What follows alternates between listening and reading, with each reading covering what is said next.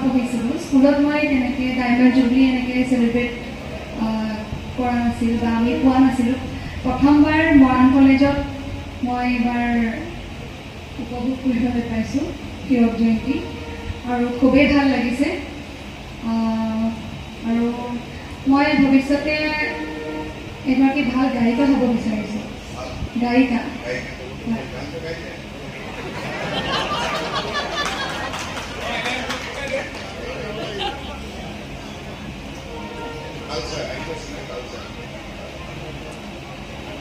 He has strong